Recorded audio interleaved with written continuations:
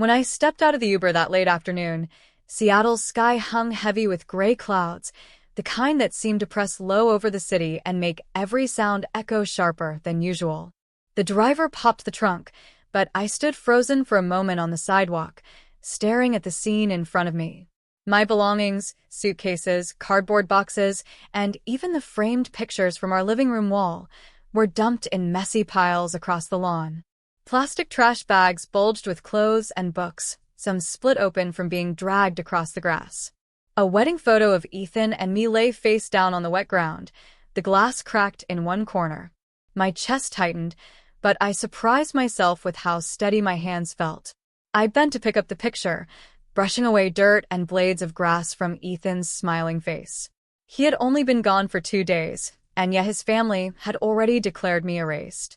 From the porch, Ruth, my mother-in-law, stood like a sentinel, her quilted jacket zipped up to her chin and her arms crossed as if she were guarding a kingdom that had never belonged to her. Her voice cracked through the air like a whip. "Pick up your trash and get out of here. There's no room in this house without my son." Her words carried far enough that a neighbor across the street leaned out, then quickly shut a window. Somewhere nearby, a dog barked, and I wondered briefly if the whole street had been waiting for this ugly performance. I wanted to feel anger, but what I felt was something closer to disbelief. Disbelief that, even in the rawness of grief, Ruth could carve out room only for her bitterness. I lifted my head toward the front door, the one Ethan and I had painted a soft blue last fall, laughing as we argued over whether the shade was ocean breeze or sky calm. I thought of the mortgage statements with both our names, the nights spent calculating down payments, the boring but steady rhythm of budgeting that Ethan and I had made into a ritual. I also thought of the prenup, signed in an office downtown on 3rd Avenue, where both of us had agreed that if the unthinkable happened, the surviving spouse would inherit everything. I had not looked at that document since our wedding day. Now it was my shield. I let out a laugh, sharp and unshaken, the sound surprising even me. "I don't think you remember the agreement, Ruth," I said, my voice calm. "After Ethan's death, I am the heir to his property. That's what he wanted. That's what he put in writing. His family gets nothing." Her face flushed crimson. "You little liar," she hissed. "You poisoned him against his own blood." She hurled more names at me, but they slid off me like rain on glass. I did not answer.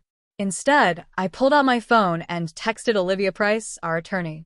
Then I called a locksmith. Ruth kept shouting as I carried the photo inside.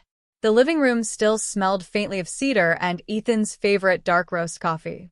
Everything looked familiar. Our leather sofa, the books stacked neatly by the fireplace, the vase of hydrangeas I had arranged a week before Ethan collapsed. It was like walking into the echo of my old life, except one half of it was gone forever. I thought of the numbers that had kept us steady through our marriage. The house was worth about $1.2 million, with $410,000 left on the mortgage. We had reviewed those figures every January with mugs of cocoa at the kitchen table. We had joked about being bored with money, but boredom had saved me now. It had given me ground to stand on when Ruth tried to sweep it from under my feet. The locksmith arrived in less than 20 minutes, a middle-aged man with kind eyes who carried his tools like a soldier on duty. Ruth screamed that I was stealing, that I had no right to change the locks. However, when I showed the locksmith my driver's license and a copy of the deed with both my name and Ethan's, his only response was to nod and get to work. The sharp clicks of the new locks sliding into place were like a drumbeat in my chest, final, resolute. When he was finished, Ruth stood outside on the porch, trembling with rage. I closed the door gently, not slamming it, because I did not want to mirror her fury. Inside, the silence wrapped around me like a fragile shield. I gathered the bags from the lawn, one by one, and stacked them in the garage. My clothes smelled faintly of damp grass, but they were still mine. My books, my shoes, my notes for work, all still mine. In the kitchen, I set a kettle on the stove. The tile floor was cold under my bare feet, but the plan forming in my head made me feel warmer than the tea I poured into my cup. I would not let Ruth's cruelty push me from the life Ethan and I had built. Tonight, I will sleep in my own bed. Tomorrow, I will collect the papers that prove not only this house, but also the lake cabin near Spokane and the investment accounts were mine to settle. When I finally sat at the kitchen table, I let myself breathe. The quiet pressed down, broken only by the hum of the refrigerator. My body ached from travel, from grief, from holding myself upright against Ruth's storm. But I was still here. The house was still mine. The blue door at the front, the hydrangeas by the steps, the memories embedded in every corner. They belonged to me now. I thought of Ethan, his laugh that filled the living room, his hand resting on mine when we paid the bills together, his voice when he told me not to let his family control me. He had known them better than I ever could. He had left me with not only a house but also the strength to claim it. That night, as I pulled the covers over me in our bedroom, I whispered his name into the dark. The air smelled faintly of cedar still. Ruth's words, sharp and cruel, no longer echoed in my head. Instead, I heard Ethan's voice, calm and steady. "This is yours. Keep it safe." And I knew I would. The morning after the locks were changed, I woke up with a heavy sense of finality pressing on my chest. The house was quiet, too quiet, and though I had slept in my own bed, it felt different, like the silence itself was reminding me that Ethan was gone. I sat up, pulled the curtains back, and stared at the soft drizzle outside. Seattle rain had always comforted me, but that morning it only made me feel small. Still, I had no choice but to gather myself. Grief was one thing, but I had work to do. By 9 o'clock, I was downtown, walking into Olivia Price's law office. Her building sat near Pike Street, glass windows streaked with rain, the lobby echoing with the sound of wet shoes on tile. Olivia had been Ethan's attorney long before she was mine, and I trusted her with the kind of trust that comes only after you've signed your name to life-changing documents together. She met me at the reception area, dressed in a tailored gray suit, her dark hair pinned back neatly, and she offered me a look of calm that steadied me instantly. She didn't treat me like a widow or a fragile figure made of glass. She treated me like the personal representative of an estate, like someone with a job to do. That respect gave me the strength I didn't know I still had. We sat in her office, a space lined with shelves of thick law books and a single large painting of Mount Rainier. She handed me a clean folder, and inside it were copies of the documents that mattered now: the prenuptial agreement, Ethan's will, and a detailed list of assets. I took a deep breath before I read. The number stared back at me like coordinates on a map. Var House on Queen and Hill, valued at around $1.2 million, with $410,000 left on the mortgage. A small A-frame cabin on Lake Spokane, worth close to $450,000. A joint brokerage account with $620,000 invested in steady index funds. Ethan's 401k, holding $310,000. A checking account with $180,000, most of it from the recent sale of our Denver rental property. 2 cars, Ethan's used Tesla Model 3, maybe $25,000 if sold, and my aging Honda Civic that might scrape $5,000 on a good day. There were no secret debts, no hidden loans. Only a few lingering medical bills from Ethan's last month in the hospital, bills I was prepared to pay without hesitation. The simplicity of it all was both a relief and a stab to my heart. Ethan had kept things in order, as though he knew he'd have to leave me carrying the weight. The prenup itself was crystal clear. Ethan had made sure of it. If he died, everything, marital and separate property alike, was to go directly to me. His family was entitled to nothing unless he had added an amendment or codicil to his will. He hadn't. He once told me, lying in bed with his hands laced behind his head, that he would rather set up scholarships for students than let his family tear each other apart over money. He never lived long enough to see that plan through. Now, it was my responsibility.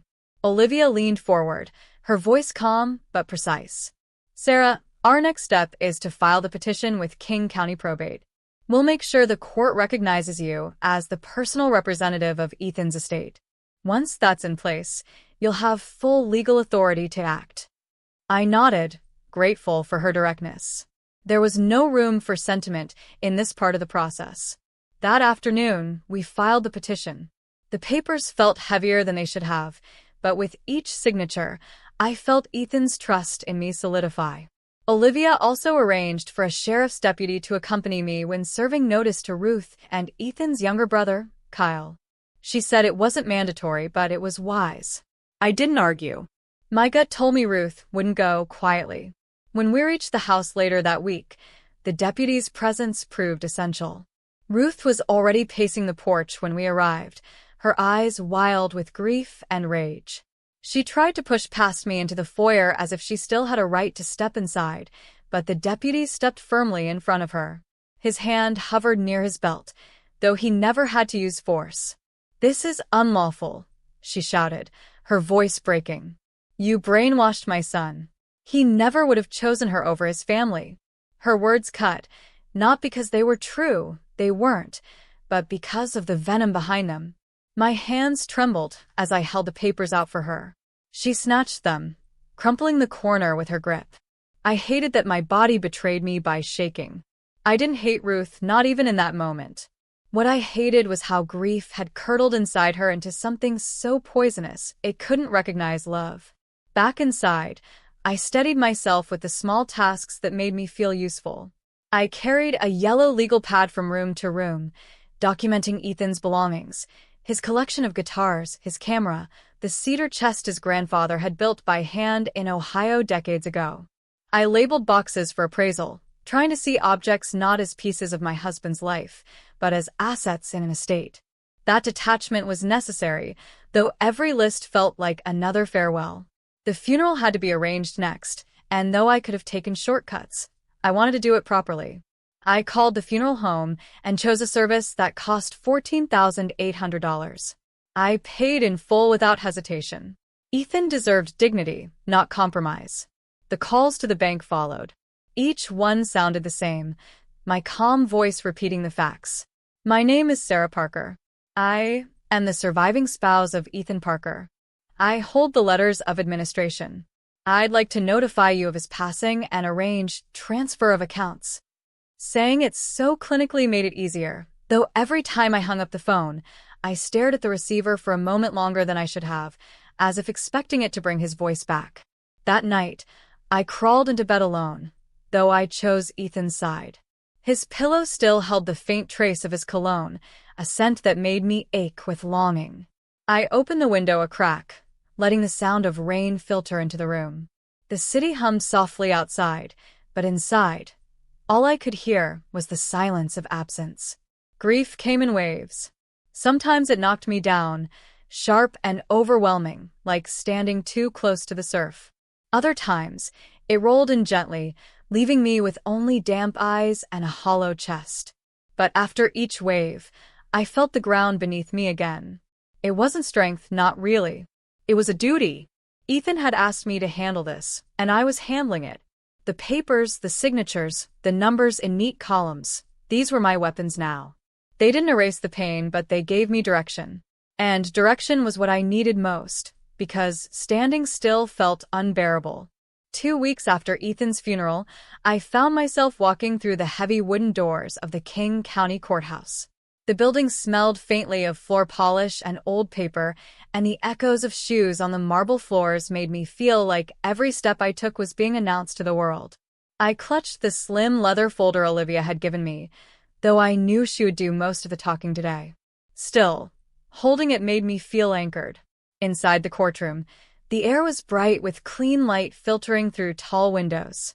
The judge's bench stood high above us, making me feel small but also strangely safe. A courtroom is not a place for emotions, I reminded myself. It's a place for facts. That was good because the facts were on my side. Olivia stood beside me in her calm gray suit, her voice steady as she laid out the foundation of our case. She began with the prenuptial agreement Ethan and I had signed 3 years before we married. She explained to the judge that both of us had separate counsel, that the agreement had been entered into freely, and that full disclosure of all assets had been made. No coercion, no pressure, just 2 people planning responsibly for the future. She presented Ethan's will, drafted and signed the year before his death, which mirrored the prenup almost word for word. Then she handed over the death certificate and the estate inventory we had carefully prepared.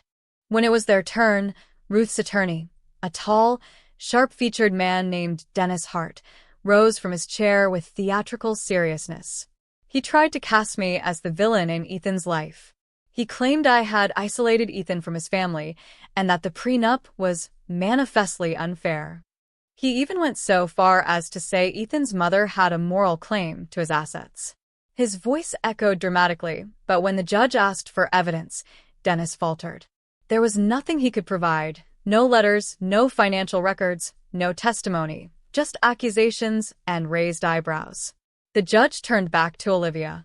"Does the prenuptial agreement make any provision for gifts or allowances to the family?" he asked. "No, Your Honor," Olivia replied without hesitation. The judge nodded, then leaned forward to read aloud the single most important line in the document. His voice was firm but even. "Upon the death of either spouse, the surviving spouse becomes the sole heir of all property, both marital and separate." The words landed like stones in a river, solid, immovable, final. I felt my lungs release a breath I didn't realize I had been holding. From the corner of my eye, I saw Ruth. Her face was pale, her eyes red, and then suddenly she began to cry, not the soft tears of grief, but sharp sobs of frustration and disbelief. Through her tears, she whispered, almost to herself, "That house on Queen and was meant to be our family's dream. My dream." Heat rose in my chest. That house, the $1.2 million home Ethan and I had saved for, the one with the blue door and the hydrangeas out front, had never been hers. I remembered how she had scolded us when we bought it, telling Ethan we should have moved closer to her instead. I remembered her sharp words at Thanksgiving when she told me to sit at the far end of the table because I wasn't Parker blood. The memory stung even now. I wanted to stand up and tell her that love is not about blood. Love is paying the mortgage on time together, sharing coffee at 6 in the morning, and making sure your partner gets home safe. But I stayed quiet. The judge's words had already spoken for me. When the ruling was made, it was as though the room exhaled with me. The judge appointed me formally as the personal representative of Ethan's estate. He even granted a protective order, stating clearly that Ruth and Kyle were not allowed on the property unless I personally invited them in writing. That, more than anything, gave me peace. It meant I could finally breathe in my own home without the fear of hearing their fists on the door. Outside, on the courthouse steps, Ruth refused to look at me. Her son Kyle, Ethan's younger brother, glared with a bitterness so raw it almost startled me. He leaned closer as if his words were meant to wound. "You'll be alone in that house," he said. I met his glare, but I didn't flinch. "I've been alone before," I answered. "And I know how to fill my space with people who actually care." Olivia gently steered me away before it escalated. As we walked toward her car, I realized my hands weren't shaking anymore. For the first time since Ethan's death, I felt like the ground beneath me was steady. That evening, I sat at our dining table, surrounded by papers and my laptop, and signed the listing agreement for the lake cabin. The little A-frame had always been Ethan's weekend escape, but it held no place in the life I needed to build now. Within a week, it sold for $462,000. I used $410,000 of that money to pay off the remaining mortgage on the Seattle house. I didn't want a single bank to hold a claim over my home. The rest I kept in cash, but not for long. I took $300,000 and moved it into a donor-advised fund, setting the foundation for the scholarship program Ethan had dreamed of. He had talked so often about wanting to support nursing students, inspired by the care he received in his final month. Those nurses had not just treated his body, they had made him laugh, brought him coffee, and made the hospital room feel a little less cold. Now I would make sure his gratitude lived on. When I emailed the program director at the University of Washington to set up the first scholarship grants, my fingers trembled over the keyboard. After I hit send, tears blurred my vision. It wasn't grief alone. It was relief, too. I had kept my promise to Ethan. His name would live in classrooms and clinics, carried forward by the students who would one day save lives as others had tried to save his. That night, the house was still and quiet. I sat by the window, sipping tea, and looked out over the street. The porch light cast a soft glow on the path, and for the first time in weeks, I didn't see shadows of Ruth's rage lurking in my mind. Instead, I saw a future forming, one I would build carefully, step by step. A future that honored Ethan's love, not his family's bitterness. The court hearing had not erased my grief, but it had given me something just as valuable: certainty. The law was clear, the house was mine, and so was the responsibility to use what Ethan left behind with purpose. As I turned out the light and prepared for bed, I whispered a quiet promise into the stillness. We did it, Ethan. We really did. Spring came early that year. By late March, the maple tree on our street had already begun to unfold its soft green leaves, casting a gentle shade over the sidewalk. Every morning, I watched the neighborhood slowly awaken with the season, the children riding scooters, the mailman stopping to chat with neighbors, the smell of fresh earth in the air. Life was happening all around me, and though my own life felt changed forever, I knew it was time to begin shaping what came next. The first thing I did was call a carpenter. The porch, with its worn steps and faded railings, had been something Ethan and I always meant to fix, but somehow never got around to. Now, it has become a priority. I hired a local craftsman, a kind man named Henry, to refinish the wood and bring it back to life. For $7,200, he sanded every board, stained them a rich honey color, and replaced the broken railing. The porch no longer felt tired. It glowed with the warmth of care. I added my own touches, too. Along the path leading up to the house, I planted white hydrangeas, Ethan's favorite flower, their blossoms like soft clouds against the dark soil. Near the steps, I created a small herb garden: basil, rosemary, thyme, and mint, because cooking had always been my therapy and I wanted fresh ingredients close at hand. Each time I knelt in the dirt, I felt connected both to the earth and to the quiet strength Ethan had given me.